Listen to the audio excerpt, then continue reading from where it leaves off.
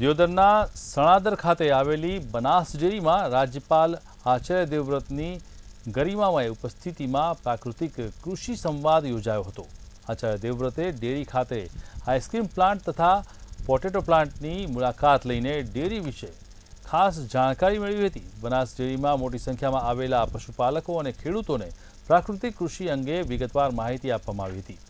जैविक खेती और प्राकृतिक खेती अंगेनो भेद स्पष्ट करी प्राकृतिक खेतीना फायदा और महत्व ने खूब सरलता भाषा में समझाव्या हता। आ साथे राज्यपाल आचार्य देवव्रते गौ आधारित प्राकृतिक खेती करवा खेडूतोने आह्वान कर्युं हतुं।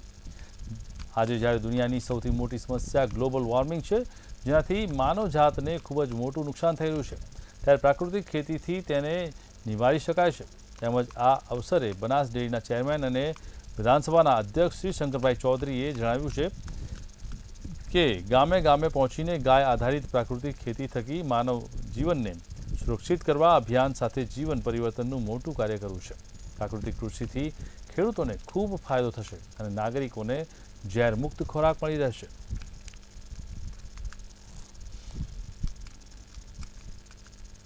અને સાહેબ શ્રીએ તે ગુજરાતના રાજ્યપાલ શ્રીએ અમોને તે માહિતી આપી તે અમારે પ્રાકૃતિક ખેતી અમારે અપનાવવી જોઈએ અને કરવી જોઈએ એ માટે અમે તત્પર છીએ। અને અમે એક ગામડામાં જઈને 10 ખેડૂતોને આ વિશે અમે આધારિત ખેતી ઉત્પન્ન થાય એવી રીતે અળસિયા ઉત્પન્ન થાય એવી રીતે અમે ખેતી કરશું અને અમે ગામડામાં જઈને ખેડૂતોને સમજાવશું કે આપણે યુરિયા ખાતર ને ડીએપી ડાલવો આપણે ન બંધ કરવો અને અળસિયાવાળી ખેતી પ્રાકૃતિક ખેતી આપણે અપનાવી।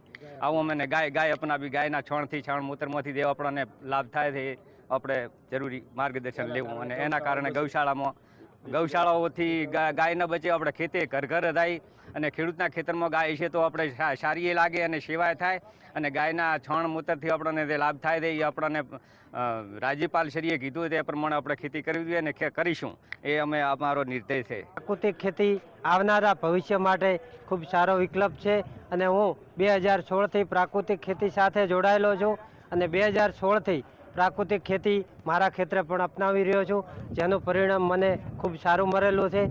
मारुं दियोदर तालुकाना बाजुमां ज गाम छे, लीलाधर गाम छे मारुं, त्यां हूँ प्राकृतिक खेती करूँ छूँ अने प्राकृतिक खेतीथी खर्चो ओछो थाय छे अने आपणी आवकमां वधारो थाय छे अने आपणी जे प्रोडक्ट आपणे खेतीनी तैयार करीए छीए एना मूल्य पण आपणने वधारे मळे छे।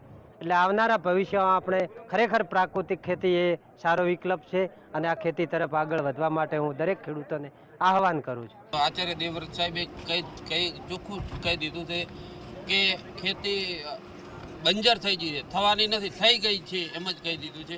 એટલે આના માટે વળાંક લઈ અને અળસિયાની પ્રાકૃતિક ખેતી કરો।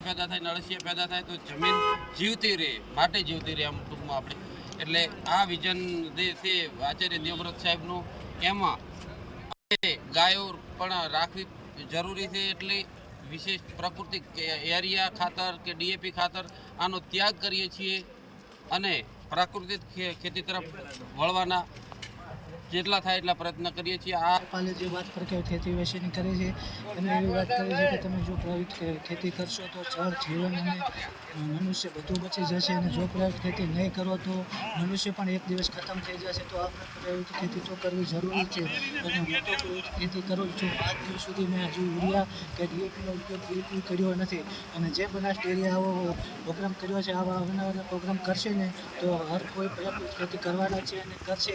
અને હું પણ શંકરભાઈને પણ અભિનંદન પાઠવું છું કે તમે ખૂબ પ્રાકૃતિક ખેતી વિશે પશુપાલન વિશે ખૂબ ધ્યાન આપો છો અને ધ્યાન આપશો તો જળ જીવન મનુષ્ય બધું બચી જશે। એ માટે શંકરભાઈ અને આપણા રાજ્યપાલનો ખૂબ ખૂબ આભાર।